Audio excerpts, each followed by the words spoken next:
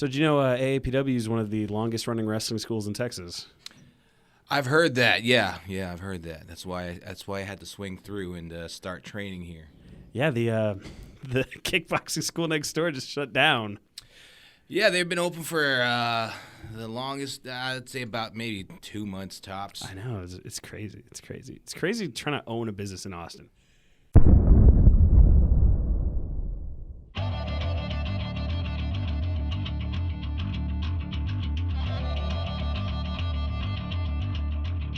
Attention wrestling fans, you're in the blast zone for the only podcast where we blow kayfabe wide open and let you know what it really takes to become a professional wrestler.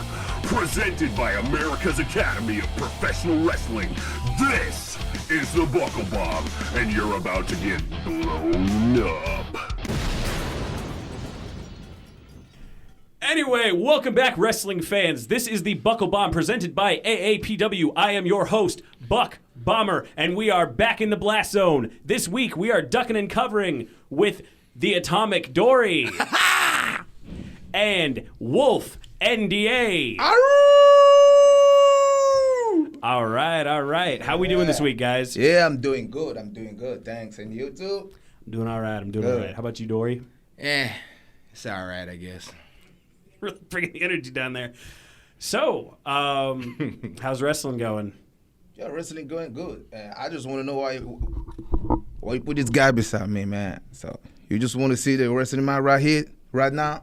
Well, because we break kayfabe on this podcast. We're talking about the real wrestling experience, what goes on behind it, you know? All right. But I don't trust him, man. I don't know, something can happen, but Something can always happen, man. But that's true. I'm on my chill pills for now. For those of you that don't know, I am the Atomic Dory. I take medication to keep the other guy down. Okay, so the other guy, you know, he's oh, can I say that? Mark that down.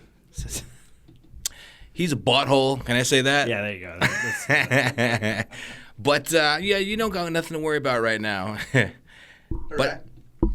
But yeah, we had a really fun, we had a really big event this weekend, the Summer Spectacular, AAPW. Yeah.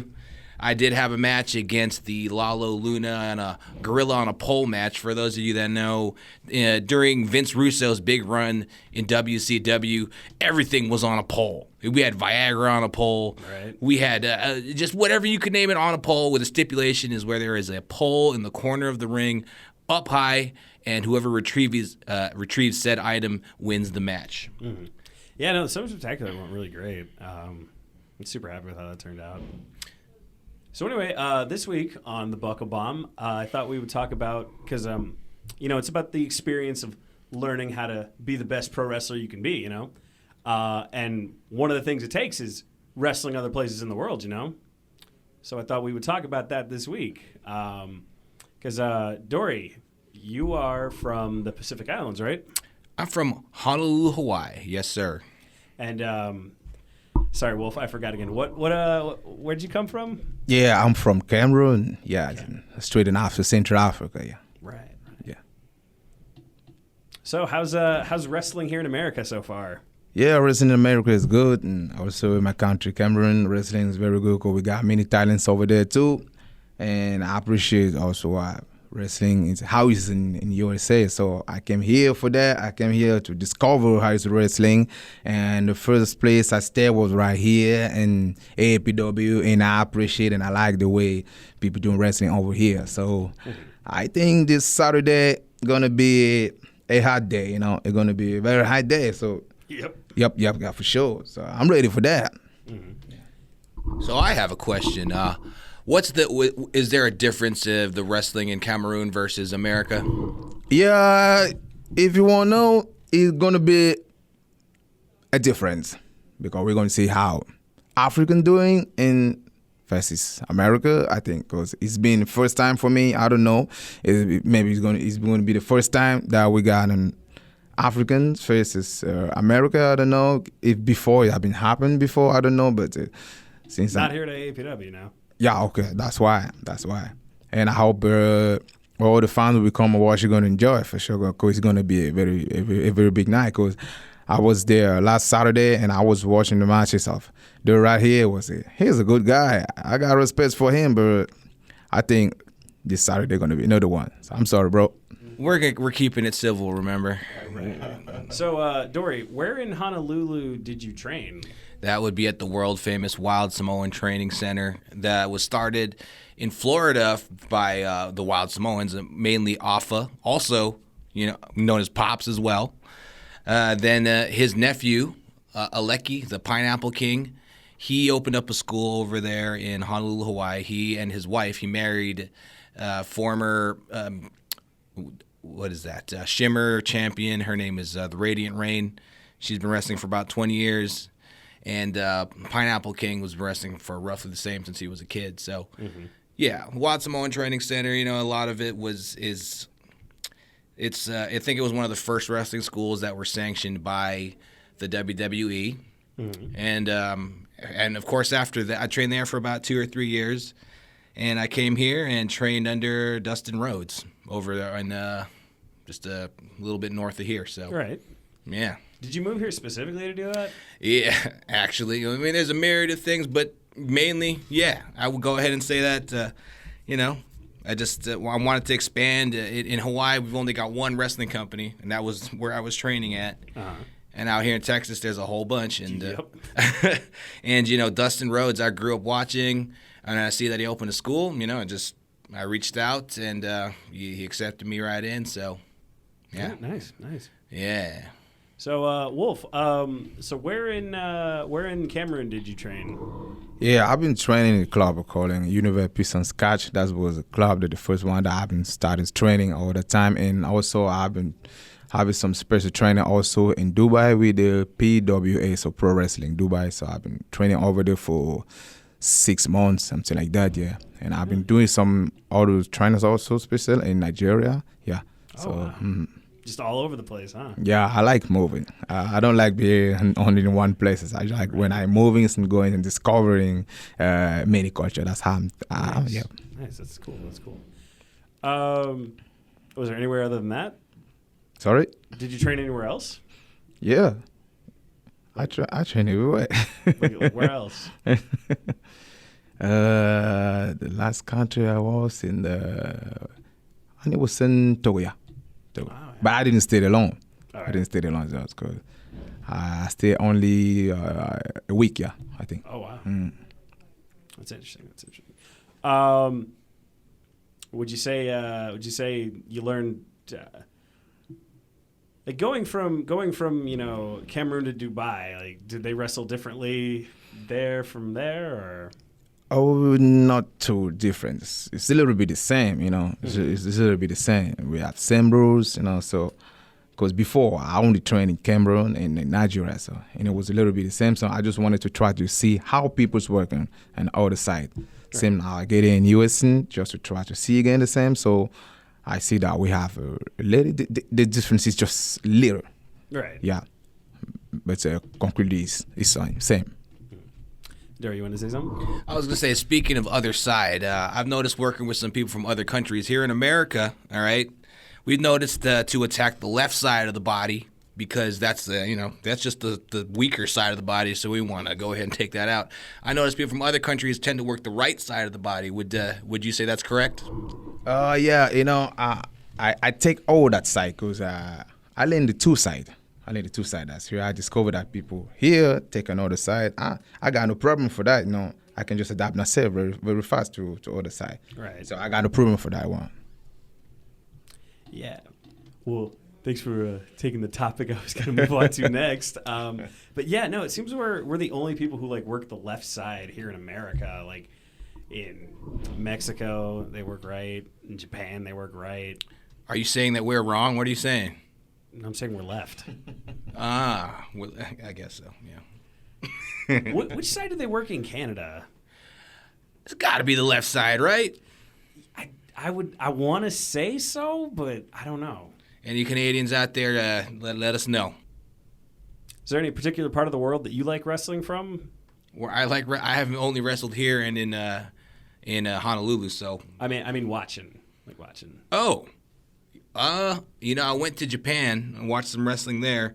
It's a total trip, man, because over there, in versus Mexico or America, we're so hype, everyone just Where in Japan, they're very. It's not as a disrespect, but during the match, people are very quiet. Yep. And they're just sitting there and watching. And you would think that they think the match sucks, but it's actually out of a form of respect. Yeah. No.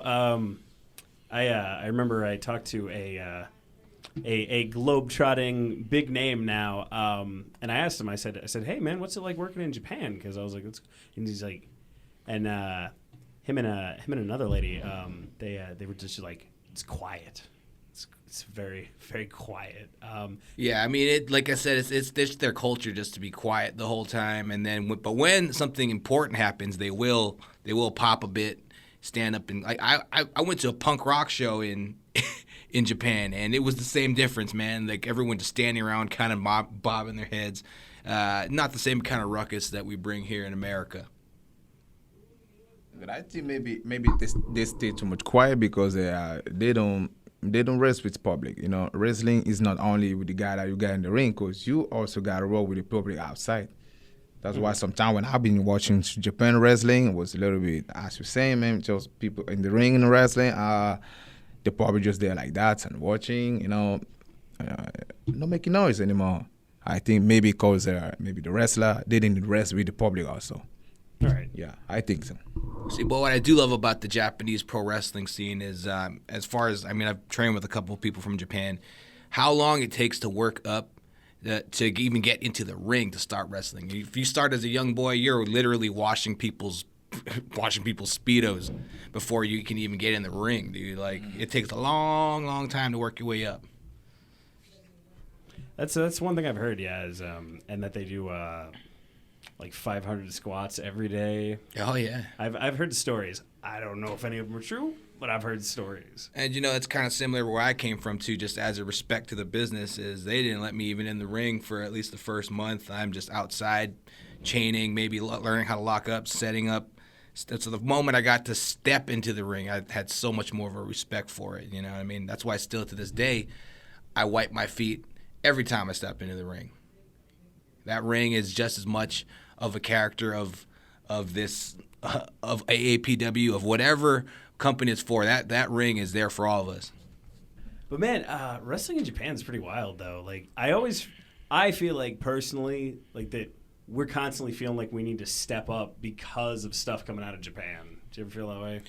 Yeah, I'm going to go ahead and say, like, aside from just the way that wrestling is today, obviously Ring of Honor has been influencing all the way that we do all this. I don't want to call them spot monkeys, whatever you want to call it. The high spot wrestling, the quick, fast-paced wrestling. A lot of it comes from Japan. I would agree with that. Right. Or Mexico. Yeah, Mexico too. Mexico's elevating the game.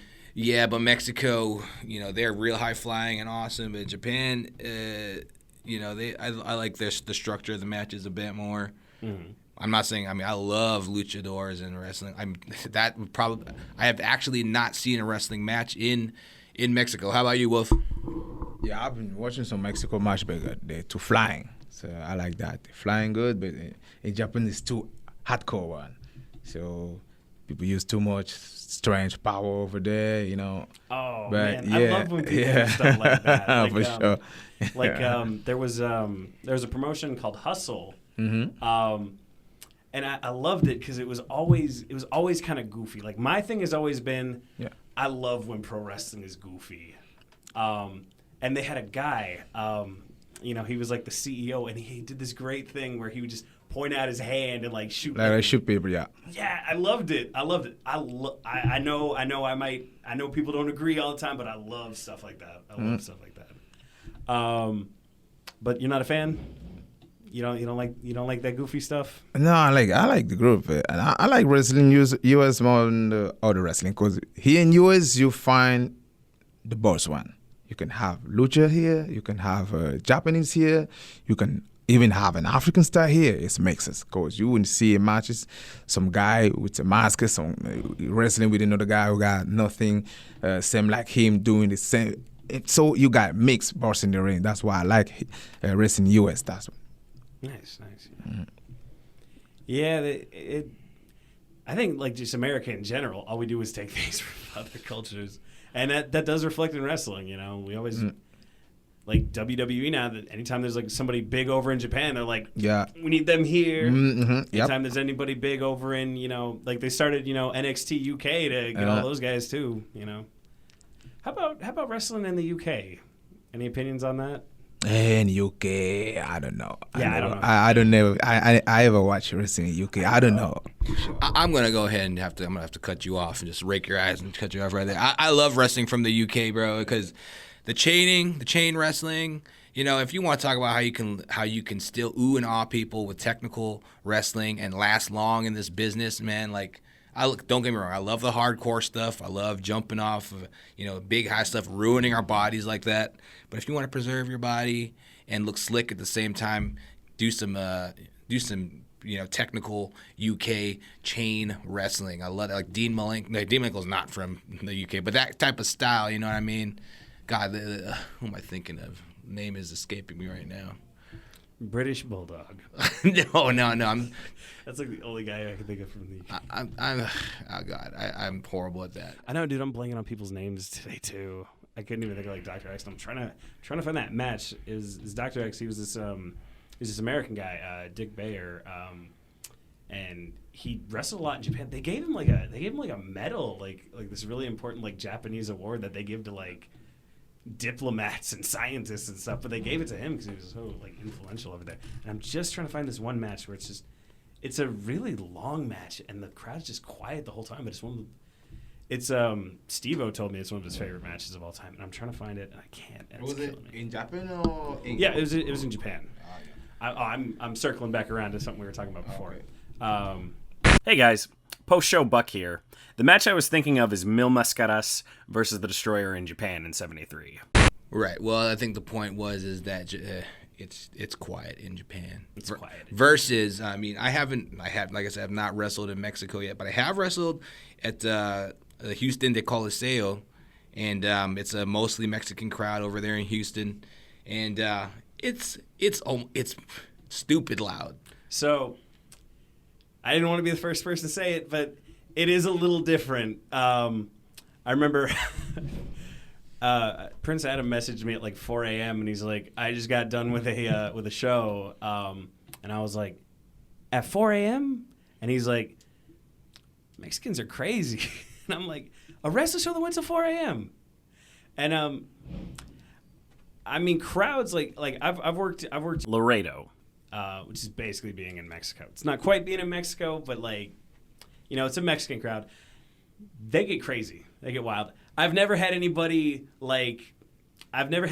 north of like San Antonio ever throw rocks at me, but they threw rocks at me. Laredo. And it was and kids climbed into the ring when the match was over, and I'm just like, what's going on here, man? This is my story that I always tell because it's one of my favorite crowds ever. Yeah, same thing happened in Houston de Coliseo. Is like all kids just running around in the ring. Nobody gives a damn. Backstage, I don't want to say. I can't even say what's going on backstage, bro. But yeah, it's a different. Yep. it's a different. It's kind of lawless. But you know what, man? I love it. It's grimy. It's the way I love it, man. The floor is dirty. It's really real, It kind of feels like wrestling's version of like punk rock, I'm all about that. And here's the thing: is like pro wrestling. People always say it's all about the glitz and glamour. You know what, man? Sometimes it's about driving 6 hours to make $20 in front of a crowd of 30 people. You know what, man? I've done that so many times. I am pro wrestling, brother. Changing into your gear in an alley. Changing into your gear in an alley and putting your face paint on and a little makeup mirror out of your bag. Right. It's crazy sometimes, man. Oh yeah. Well, what's the weirdest wrestling show you've ever worked? I've been doing many things. Yeah. What can I say? I do many things what I want, and I also like work out of the ring. So I think this Saturday we're gonna try something. I will try to do something out of the ring. Nice. Yeah. Is wrestling big in Africa? Yep. There is a very good company wrestling in Africa also. By example, in Cameroon we have a big company. In South Africa also, I know the company over there, and some in Nigeria. We have a big company also in Nigeria that is Pro Wrestling Africa. It's a company that is very good. And also in Congo, yeah. There's a many company doing very good things. Nice. So I'm planning to see how we can mix it together and try to work in collaboration. Right. USA with Africa is going to be good for both countries, just to try to discover the cultures. That's what I'm thinking. It's going to be good. Yeah. So who's your inspiration? Who's your role model as far as wrestling goes? My first wrestler that I've been watching before was Rob Van Dam. So, yeah, I've been watching these matches too much. And afterwards, how do we call it? Jeff Hardy. Jeff Hardy. Jeff Hardy? Yeah. But the first one was Rob Van Dam, and after Jeff Hardy. I like everything they do, the figure. I've been watching them too much, so that's why in my matches you can see some figure that I do like that. How about you, Dory? I mean, as a kid, first wrestler that I ever looked up, I ever remember watching was Sting. I'm talking old school surfer, pink spandex with the bright yellow bleach blonde hair Sting. Getting saved by RoboCop Sting. Yeah. Before he ever turned into the Crow, which was also badass. I did love that. I love that when he became the Crow or whatever Sting, the Sting he is now. Legally distinct Crow. Legally distinct Crow. It showed me a different side of a good guy. You don't have to be the white meat baby face, I'm so happy to see the crowd. He showed that you can be a badass. Right. And you can like Batman, you got to smile to be a good guy. Right. But as I got, I like Sting, I like Rey Mysterio Jr. And, recently as I got older, I really got into Doink. Which Doink? Oh, we're talking about Matt Bourne, the original Doink. Okay. Matt Bourne, before he ever became Doink, he was wrestling for like decades, and so he really, he helped me to appreciate character wrestling and learning how to let the move sink into someone before he really enjoyed it. Admiring his own work, and he just couldn't contain himself. And I don't know, but if you've noticed the laugh. Yeah, you can tell I got a little bit of Doink in there. Oh, so that explains the clown gimmick. Also, if you want to talk about the weirdest wrestling experience I've ever had, I'm gonna go ahead and say at the Gathering of the Juggalos. So maybe that explains something. So you don't just have a clown gimmick, you're also a juggalo? I did not say that. Are you a juggalo? Are you down to clown till you're dead in the ground? Oh, how do you know about that? Sipping Faygo? I've been listening to him since I think I was in like third grade, and I'm like, we're going on 20 years of listening to them now. So you could say that. I guess so. It's a guilty pleasure. But I don't know if you listen to them and you've been to the Gathering of the Juggalos, I think you're a juggalo. I've only been to the 10th annual and the 20th annual because it seemed like a monumental thing that was never going to happen again. I mean that's two. I think you're a juggalo. I think so. But you want to talk about they don't even start their I don't know if you know about Juggalo Championship Wrestling. They don't even start their show until 1 a.m, bro. And we're talking with a star-studded cast. Like I saw Sabu wrestle against what's his face? The franchise. 1 a.m, man. Like insane, And I'm just like, my thing has always been the crowd gets tired. I'm like, don't start your wrestling show too late because the crowd gets tired. But 1 a.m. you don't know Juggalos, bro. they start the night at 12. I don't even know if they just don't stop. They don't start it. They just go.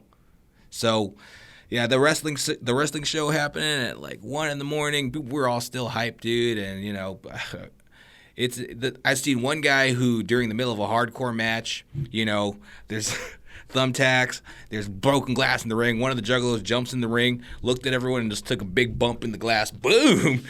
just a mark. just some guy.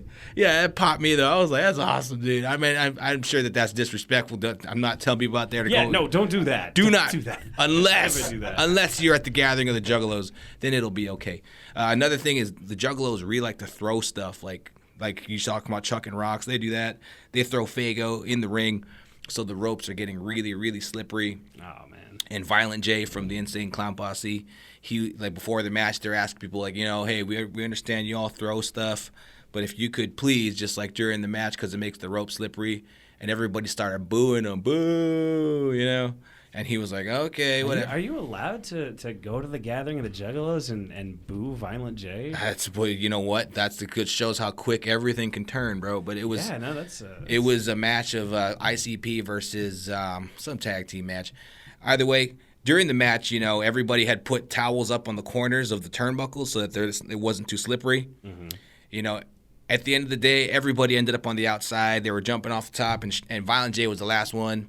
Everyone was chanting, Violent J, Violent J. And he goes to the top of the ropes, removes the towel so the rope is extra slippery, and proceeds to do a big fat moonsault to the outside, and he won him back. Everyone started chanting, ICP, ICP. So that's my ICP story. That was a pretty cool moment. I had mad respect. Like, anybody, everybody hates them because they thought they were just a couple rappers in the WWE that started, that just got a jump to the top. But they've been wrestling for a long time, and that's probably why I like them so much, because they're lewd. They make really lewd music, but they're also big wrestling fans, and they respect the hell out of it. So, yeah. Long-winded story. No, it's okay. It's a fun story. Well, I think it is about time that we get to my favorite segment of the Buckle Bomb. It is time for ABP. Always be plugging. Dory, what you got coming up? We got a match. I got a match coming up with Wolf this weekend. What's this? That's the July 16th. July 16th, man. Me and Wolf. I don't even know what I'm going to do to him. I don't know what he's going to do to me. All I know he's a big, massive, meaty man. I'm a big, massive, meaty man. We're going to collide meats, and it's going to sound like pa-pow. Well, unfortunately, this podcast comes out a week later, so... Well, you come watch us tonight, then. Come watch us yesterday. Yeah, 2 days ago.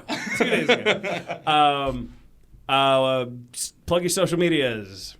You can catch me on Instagram at the.atomic.dory, and that's it, baby. And what about you, Wolf? Yeah, this Saturday gonna be alright. Like Dory said, it's gonna be a very bomb day. The rain will shake. Maybe we're gonna break the rain. I don't know. So maybe something gonna happen in the rain, but it's gonna be very good. So I just invite everyone who love wrestling to be there. That July 16th. Yeah, nice. This Saturday. Right. Okay, cool. Did you guys ever see the movie Doctor Strangelove? I've seen Doctor Strange. But Doctor Strangelove is a Kubrick film from like the 1950s. Oh God, I feel like it's something about. What is it about? It's about a military guy who calls in a bomb strike, but then everybody's like, no, don't. Anyway, it ends with an explosion.